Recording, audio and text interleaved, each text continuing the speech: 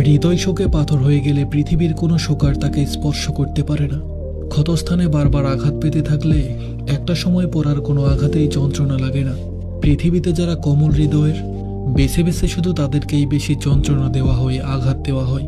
আর এই কোমল হৃদয়ে যারা আঘাত করে, তাদের দেওয়া আঘাতগুলো হৃদয়টাকে আরো বেশি কঠিন করে তোলে।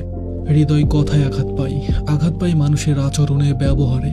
যারা কোমল হৃদয়ের মানুষ, পৃথিবীতে তারা কখনো সুখী হতে পারে না। পার্থিব সুখ স্বাচ্ছন্দ্যের আশায় আমরা যারা নিজের ভালো থাকাকে বিসর্জন দেই, মূলত আমাদের কপালে সুখ জোটে না। একটা সময় পর গিয়ে দেখবেন, কষ্ট পেতে পেতে হৃদয় এতটাই কঠিন হয়ে যায় যে তখন নিজের মধ্যে কোনো অনুভূতি আর কাজ করে না। তখন পৃথিবীতে যা কিছু হয়ে যাক, তা নিয়ে কখনো মাথা ব্যথা থাকে না। নিজের অনুভূতি হারিয়ে আমরা যারা প্রচণ্ড হতাশায় মুখ থুবড়ে পড়ে থাকি, তা নিয়ে যেমন পৃথিবীর কিছু যায় আসে না, তেমনি পৃথিবীতে যা কিছু ঘটে যাক না কেন, তা নিয়ে আমাদের বিন্দুমাত্র কোনো আগ্রহ থাকে না।